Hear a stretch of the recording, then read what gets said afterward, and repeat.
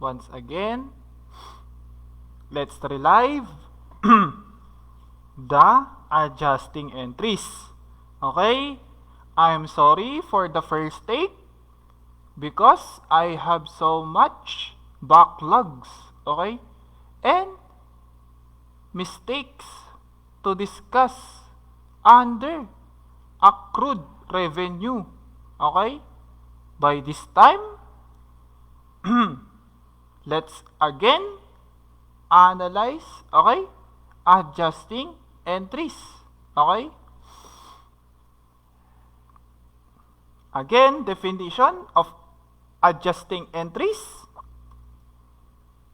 Adjusting entries are accounting journal entries that convert a company's accounting records to the accrual basis of accounting.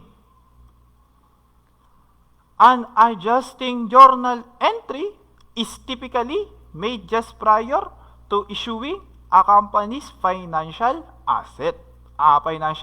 statements. Okay? Accrual basis of accounting. The accounting method under which revenues are recognized on the income statement. Okay? When they are earned rather than when the cash is received. Okay? The balance sheet is also affected at the time of the revenues by either an increase in cash if the service or sale was for cash, or an increase in accounts receivable if the service was performed on credit, or a decrease in unearned revenues if the service was performed after the customer had paid in advance for the service. Again, decrease in unearned revenues. Your method of adjusting is in income method. Okay? Again, decrease in unearned revenues. Your method of adjusting is income method. Okay? Under the accrual basis of accounting, expenses are matched with revenues on the income statement when the expenses are expired, okay, or title has transferred to the buyer rather than at the time when expenses are paid. Okay? Again, accrual, okay, liability. Okay? The balance sheet is also affected at the time of the expense by a decrease in cash if the cash was paid at the time the expense was incurred, or an increase in accounts payable if the expense will be paid in the future, or a decrease in prepaid expenses if the expense was paid in advance. Okay? Sa pag-adjust, okay, ang mga apektadong financial statements is balance sheet, okay, or statement of financial position at income statement. Okay? Adjustments, okay? Again, mayroon tayong tatlo, okay? Tatlong classification of adjustments. Una is yung deferrals. Okay? Deferrals, binayaran mo, hindi mo pa nagamit. Again, deferrals, binayaran, hindi pa nagamit. Okay? First, let's have deferred expense. Okay? Or prepayments. Okay? Represent payments made for expenses which have not yet been used or incurred. Okay? In other words, advance payments by company. Okay? For uses. Okay? For future uses. Okay? They are included in the company's asset. Method, asset, method. Okay? Adjusting entry for prepaid expense, okay, depends upon the journal entry. Okay? Once you record adjustments, okay, dapat tugma siya sa journal entry. Okay? Methods of deferred expenses. Okay? Asset method. Okay? Asset method, prepaid expense account is recorded when the amount is paid. Okay? Journal entry, prepaid expense, credit cash. Okay? Prepaid expense account includes. Okay? These are the examples of prepaid expense. Okay? Next, expense method. Okay? Under expense method, accountant initially records whole amount of expense. Okay? Now, analysis of each method. Asset method and expense method. Okay? By using this table. Okay? We have two transactions. Okay? We have accounts. Okay? And then the methods. Now, let's have this advertising costs. Okay? Advertising cost is incurred or used for the month, 1,000 pesos. Okay? Now, journal entry again is prepaid advertising and credit cash. Okay? While, okay, in expense method, we debit advertising expense and we credit prepaid advertising. Okay? Again, asset method, tatandaan mo lagi na lagi naka-debit si expense. While in expense method, laging naka-credit si expense. Okay? Again, ang tatandaan mo sa asset method, yung hinahanap is expired portion. While in expense method, yung unused portion. Okay? Now, let's have deferred revenue. Okay? Once again, deferred revenue is also known as deferred income, unearned revenue, or unearned income. Okay? Represents revenue already collected but not yet earned. Okay? Advances from customer. Okay? Pag sinabi mo ulit na from or to, pag from, receivable, pag to, liability. Okay? It is to be noted that under the accrual concept, income is recognized when earned, regardless of when collected. Okay? Unearned revenue should not be included as income yet. Okay? Rather, it is recorded as a liability. Okay? And then, this liability, okay, represents an obligation of the company to render services or deliver goods in the future. Okay? It will be recognized as income only when the goods or services have been delivered or rendered. Ibig sabihin, i-recognize mo as income kapag ka na-perform mo ang service mo or na-deliver mo yung goods. Okay? Now, let's have the methods again. Liability method. Liability method, okay, is recorded when the amount is collected. Okay? Journal entry under liability method, okay, is deferred, okay? Or AR, or accounts receivable, okay? Debit receivable, okay? Journal entry again, liability method, debit receivable, then credit income. Again, sorry, liability method, debit, okay, income, debit income, credit, unearned, okay, revenue. Okay?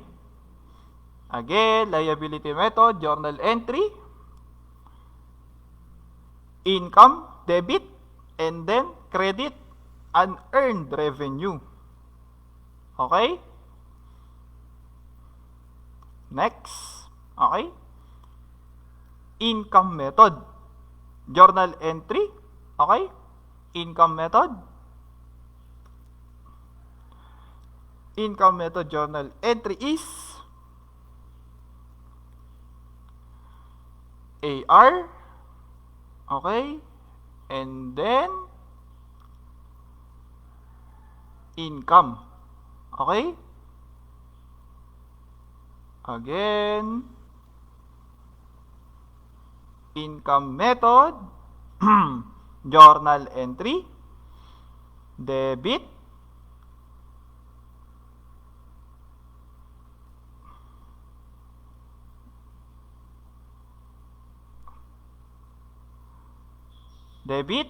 AR, okay? And then credit, sales, okay? Pag merchandising business operation, okay?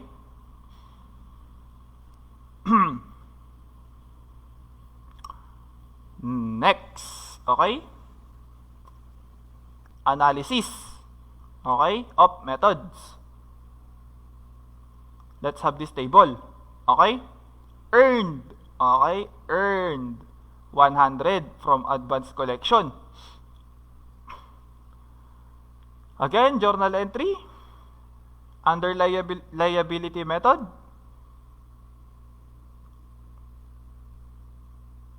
Income, okay? Income, debit, credit, unearned revenue, okay? Or deferred revenue. Income method, journal entry,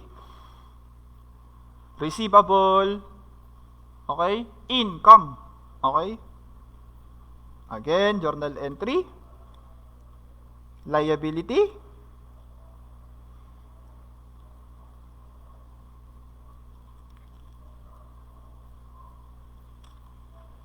income, debit, credit, deferred revenue, okay? Income method, journal entry, receivable, income, okay? Again, let's analyze this table, okay? By pinpoint journal entries of earned service, okay? Under liability method, okay? We debit income and then credit deferred revenue to record the liability, okay? And then under income method, journal entry, receivable, debit, then credit, income. Okay? Now, determination of adjustment. Okay?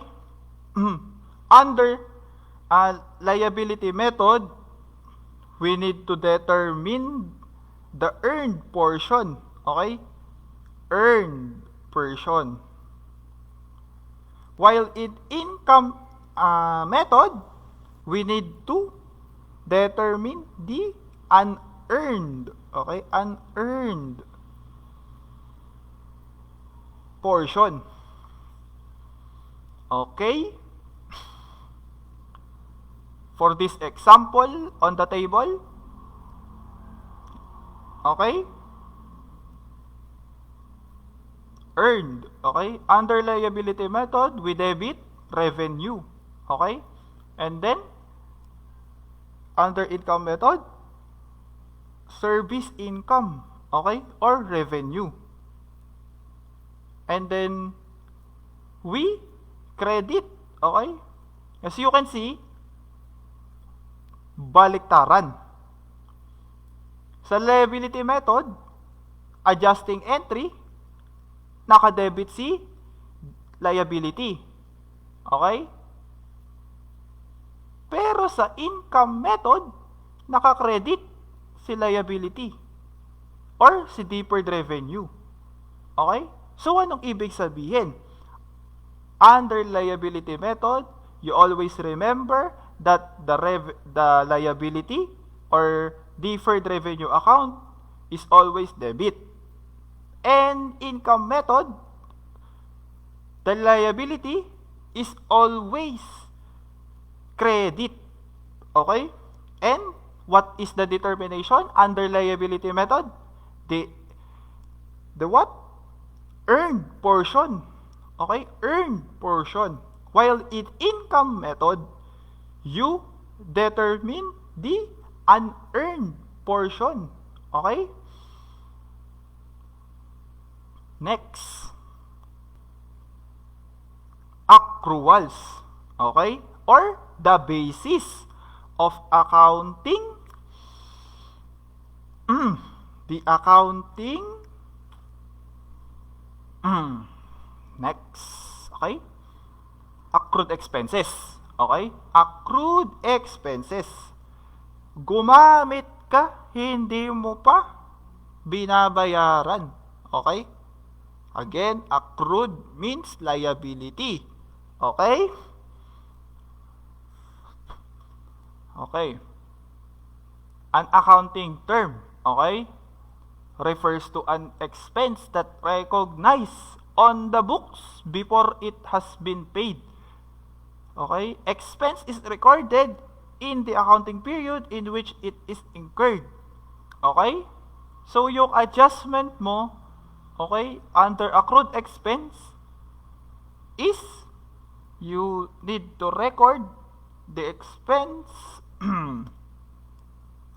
Okay? Because accrued expenses represent a company's obligation. Okay? Obligation, okay, meaning liability. Okay? To make future cash payments. Okay? They are shown on the company's balance sheet. Okay? Has current liability. Okay? Accrued expenses are also known as accrued liabilities. Okay? Okay? Estimate. Okay? Estimate ang accrued expense. Okay? Accrued expense is only an estimate. Okay? Magkaiba siya sa supplier's invoice. Okay? Or sa invoice price. Okay? Or cash price. Okay? Following the accounting method of accrual method of accounting, okay? Expenses, okay, are recognized when they are incurred. Okay? Not necessarily when they are paid. Okay? Unless an expense is substantial, it is generally not accrued because accrual accounting requires work of multiple journal entries. Okay? Now, let's analyze, okay, accrued expense by using this table. Okay? Again, transaction.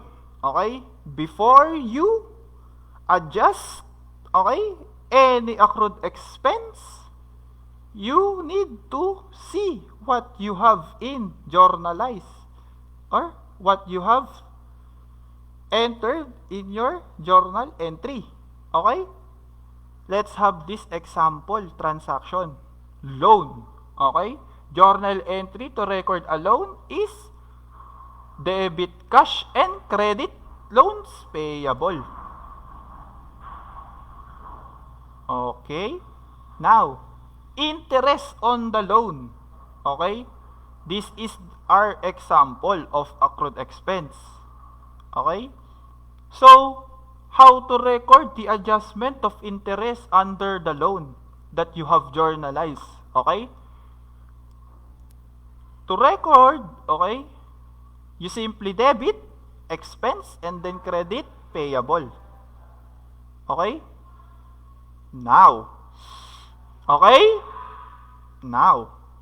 interest expense, debit, and then interest payable, credit.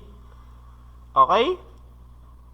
That's how you adjust accrued expense. Okay? Next, accrued revenue. Okay? This is my backlogs. Okay? This is my backlogs. Again, let's analyze accrued revenue. Okay? Accrued revenue is revenue that has been earned, okay, by providing a good or service, but for which no cash has been received. Okay? The journal entry to record this accrued revenue, okay, is to record accrued, okay, revenue. The journal entry is receivable, debit, okay, and then credit, income. Okay?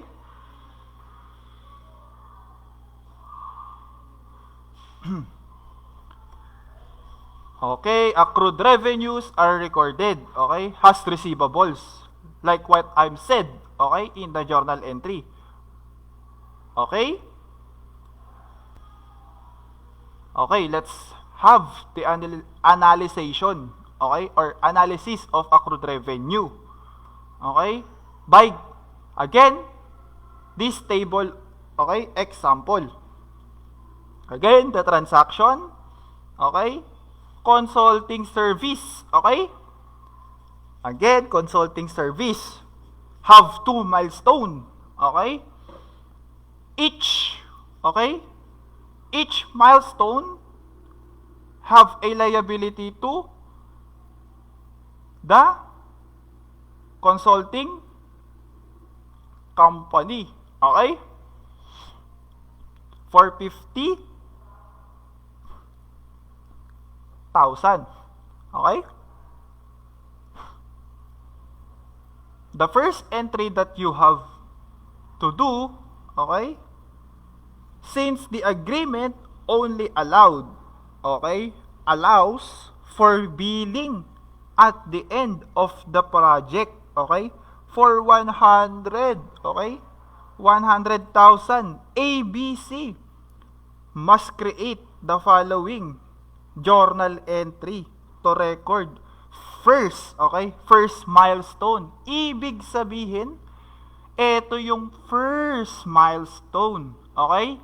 Yung debit accrued billings, okay? And then credit consulting revenue, okay? How much? 50,000, okay? The recording invoice that you have seen is the total invoice price, okay, of the project, okay? Okay. And then, to collect the second milestone, okay, the adjusting entry is consulting revenue, okay, consulting revenue, debit, credit, accrued billings, okay?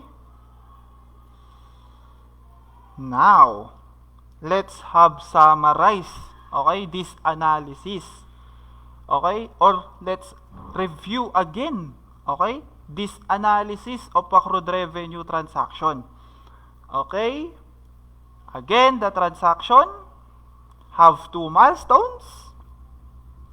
First milestone journal entry is accrued billings, debit and then credit consulting revenue. Okay? Now, after mong i-journalize, okay, yung first milestone, okay, after mong i-journal entry, yung first milestone, okay, at the end of the next month, okay, ABC completes the second milestone and billed, okay, the client for 100,000, okay? It records the entry, okay? To reverse, yan. Narinig nyo? To reverse, okay? The initial accrual, meaning, yung journal entry, yun ang sinasabing initial, okay? Initial accrual, okay? And then, records the second entry, the invoice, okay, of 100,000. Okay? Now, to reverse, okay, the entry, you need to adjust, okay? You have to record adjusting entry by reversing your first milestone, okay? And then, record the total invoice price of the said projects, okay? And to record, okay, total price invoice, okay, accounts receivable, and then consulting revenue, okay, debit, accounts receivable, credit, consulting revenue. The amount is 100,000, and that amount, okay, that is to be collected, okay, by ABC, okay. Okay? That's how, okay, analyze accrued revenue. Okay. Tapos na tayo, okay, sa dalawang klase ng adjustments, deferral at accrual. Nalaman na natin sa deferrals, yung deferred expense, okay, and then yung deferred revenue. And then nalaman na natin yung methods ng deferred expense, okay, at yung methods ng deferred revenue, okay. And then accrual, okay, nalaman na natin yung accrued expense and yung accrued revenue, okay.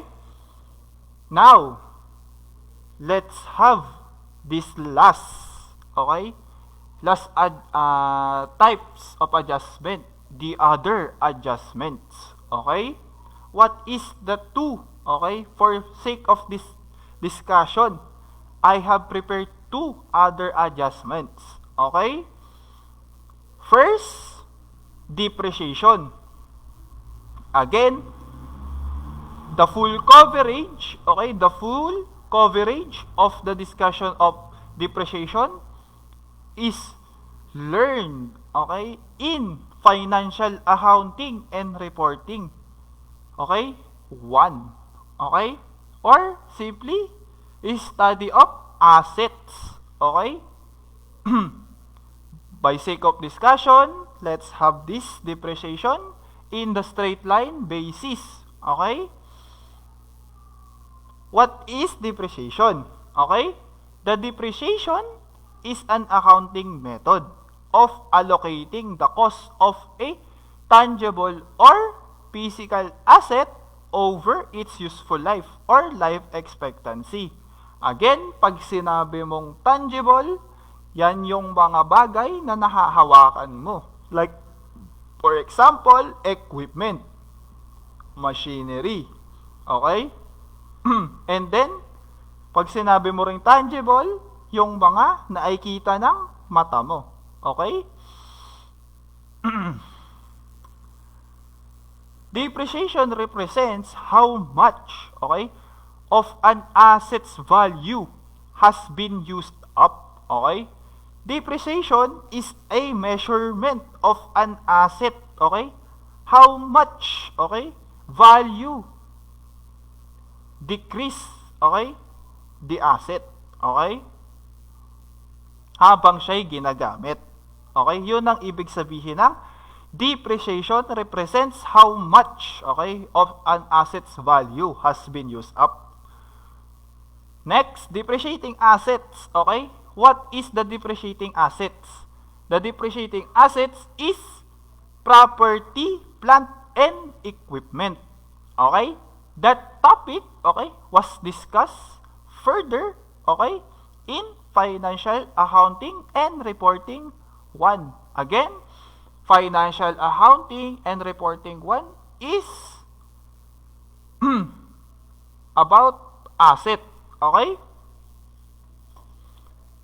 Depreciating assets helps company earn revenue from an asset while expensing a portion of its cost. Each year, the asset is in use. Okay? Now, helps companies earn revenue. Meron po tayong tinatawag, okay, na topic, disposal. Okay? Or non-current asset held for sale. Okay? If not taken into account, it can greatly affect profit or net income. Again, pag hindi mo na adjust ang depreciation, you have, okay, under or over statement, okay, sa net income or loss mo. Okay?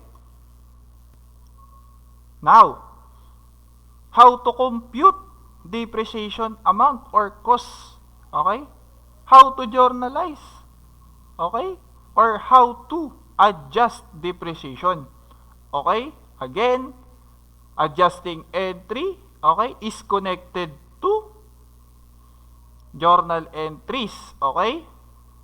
But some other adjustments is not associated with the journal entries made.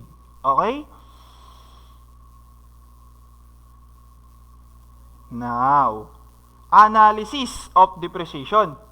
By this table, we, okay, learn, okay, or absorb depreciation topic, okay, by using straight line method. How to get straight line? What is the straight line basis? Okay, straight line basis, okay, is one of the basis for depreciation.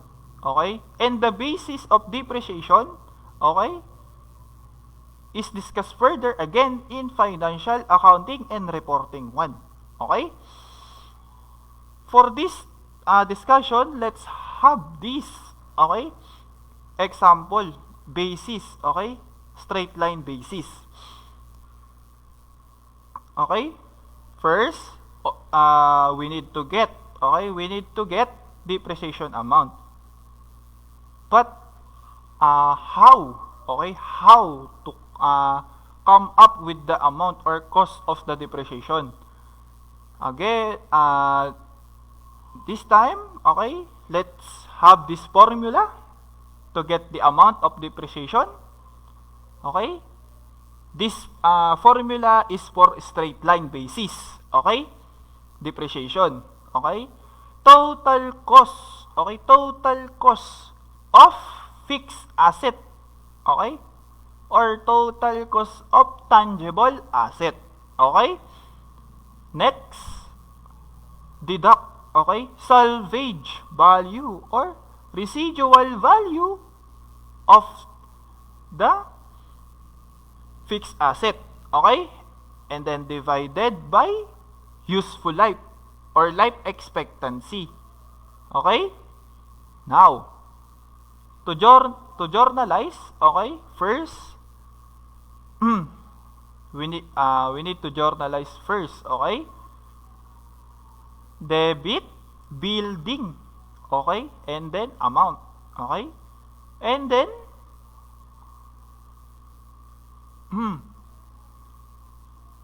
either accounts payable or cash depending on how the building is established. Okay? How does the financial transaction in the building is used? Okay? If the building is constructed under a liability, so you need to credit liability to form a journal entry. Okay? Now, how to record depreciation? Okay? Depreciation is an expense account. So, you need to debit under adjustment. Okay? Adjusting entry, depreciation expense, okay? And then, accumulated depreciation, credit. Okay? That's how you, okay, record adjusting entry depreciation. Okay? Now, last topic, okay? Last other adjustment, okay? Bad debts, uncollectible accounts. Okay? This account, okay, refers to accounts receivable or trade accounts receivable that will not be collected anymore. Okay? Kumbaga, ito yung certain percentage of your accounts receivable, okay, na hindi mo na makokolekta kay Bes. Okay? Kasi tumakbo na si Bes. Okay? Pero, okay, kung mabait si Bes at naalala niyang may utang siya, ang tawag doon is recovery. Okay? Bad debts is write-off. Okay? But if si Bes, okay, si Bes nagbayad sa'yo kasi naalala niya may utang siya sa'yo, ang tawag doon, recovery. Okay? But in the sake of this discussion, we discuss write-off or bad debts. Okay? Bad debts is also used for notes receivable. Okay? That will not be collected. Notes. Okay? Pag sinabing notes, either interest-bearing note or non-interest-bearing note. Okay? The bad debts, okay, associated with accounts receivable is reported on the income statement. Again, bad debts is expense. Okay? Expense account siya. Okay? Now, let's have analyze. Okay? Analysis, okay, of bad debts. Expense. Okay? Or write-off. Let's have this table. Okay? Again, dapat mong malaman muna yung amount of receivable. Total receivable mo. Okay? Yung total na kukolektahin mo kay Bes. Okay? Now, in this example, we have the total accounts receivable of the company, okay, is 20,000. Okay? Certain uncollectible is 3%. Okay? Meaning, 3% of 20,000 is hindi mo na makukolekta. Meaning, you need to write off that amount. Okay? By write off that amount, you adjust the accounts receivable. Okay? How you adjust accounts receivable? By debiting expense. What specific account? Bad debts expense. Okay? And then, credit accounts receivable. Okay? To adjust, okay, your accounts receivable to its proper amount. Net of bad debts. Okay? So, ja, yun na po. Okay? Yun na po ang adjustments or adjusting entries discussion. Thank you for listening. God bless.